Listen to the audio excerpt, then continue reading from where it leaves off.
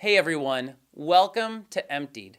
In this series, we're going to look at two of the major events from the life of Jesus right before his crucifixion.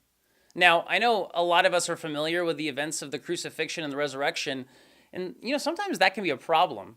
It's a problem because the story of the crucifixion can become so familiar to us that we lose a sense of its power. We lose a sense of awe over what Jesus did for us on the cross. And that's why I'm excited about this series, because we're going to spend some time really reflecting on what Jesus went through to go to the cross. We're going to really reflect on his suffering and the emotional anguish that he experienced. And so in this video, we're going to talk about the scandalous trial of Jesus. You can find it in Mark chapter 14, verses 53 through 65. And here's what I want you to do. Before you move on to the discussion questions attached to this video, I want to encourage you, whether you're going through this in your small group or with your spouse, or maybe you're doing this with a mentor or a friend, or maybe you're just doing this with your family, I want to encourage you, before you get to those questions, to read that passage from Mark. Read that story out loud. Have someone do that, read out loud to you all, so that you can experience the story of what happened to Jesus in his trial before the Sanhedrin. Now, Jesus faced other trials right before his crucifixion, but the trial that we're looking at is the one that he had before the Jewish leaders, before the high priest, the group called the Sanhedrin. And when we look at that trial, there's a few things that we can understand about what Jesus went through and what it means for us. Jesus experienced an unjust condemnation for us. When you read about this trial, you see that what Jesus went through was so wrong. He was totally innocent. He did nothing wrong, and yet he had to suffer through this trial. I mean, it's really amazing how the Sanhedrin, they violate their own rules. They violate their own laws. They have this trial at night. Jesus doesn't have anyone to support him. No one's on his side.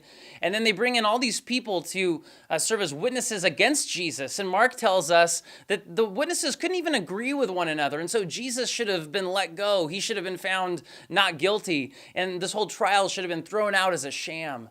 But instead, Jesus is found guilty, though he did nothing wrong. And Jesus experienced this injustice for us. And this shows us that the events leading up to the crucifixion, this is a dark time in human history. It's a dark time in the life of Jesus. And here's what Jesus said about this whole night from the book of Luke. "Why didn't you arrest me in the temple? I was there every day. But this is your moment, the time when the power of darkness reigns." As Jesus was heading into this trial, he understood that the people who had arrested him, they were cowards. But now was the time that darkness was going to reign. Now, when he says that darkness, it's not just a metaphor, but this is really the time when Satan was trying to attack Jesus, when he was trying to make Jesus suffer, when he wanted to gain the victory over Jesus. And maybe for a moment it looked like Satan might gain the victory. But we also realize that this trial, as unjust as it was part of God's plan. It was part of his plan to save the world, and that's why Jesus went through it. But there's something else I want to point out that we learn about Jesus from this story. Jesus refused to defend himself. As you read the story, you find there are all these witnesses. You find that the high priest, who should have represented God, was hurling all these insults at Jesus. And look at what it says about Jesus. But Jesus was silent and made no reply. Jesus refused to answer the charges that were brought against him.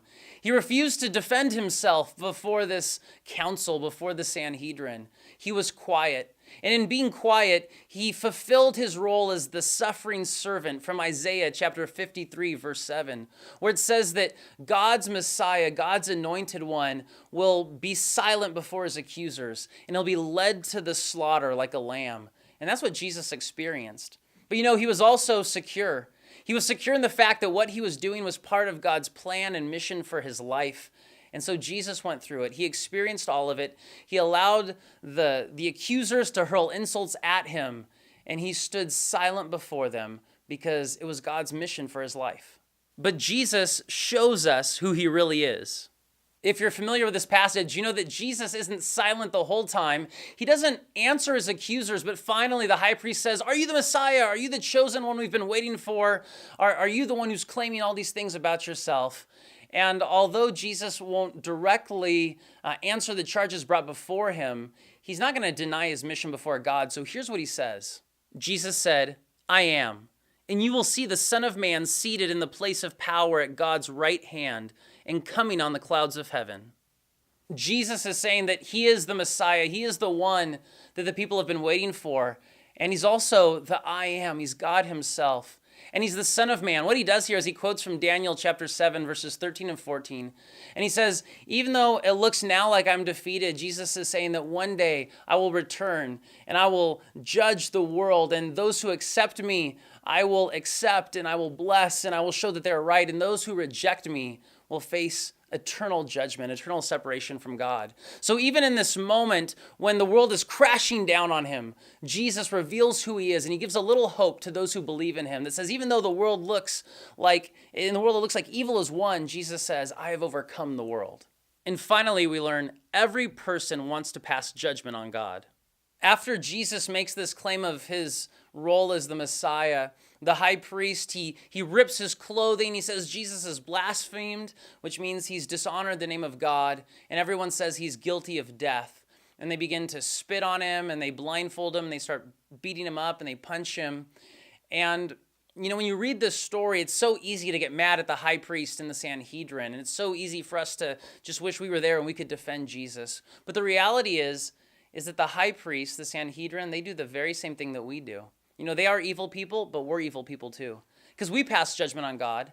We say, God, I don't really want you to tell me what to do in my life. God, I don't want you to control every part of my life. God, I want to decide, I want to pick and choose what I want to believe about you. God, I want to pick and choose what I'm going to obey about what you say. We pass judgment on God, and then we hurl insults at God, just like the high priest, just like that crowd did. We hurl insults at God. We tell God we don't need him. We tell God, you didn't come through for me. You're not on my side. You don't care about me, God. We say all this stuff to God. And what does God do for us? He sends his son, Jesus Christ, to die on the cross for our sins. Jesus went to the cross and he knew that you were going to reject him. He knew that I was going to reject him.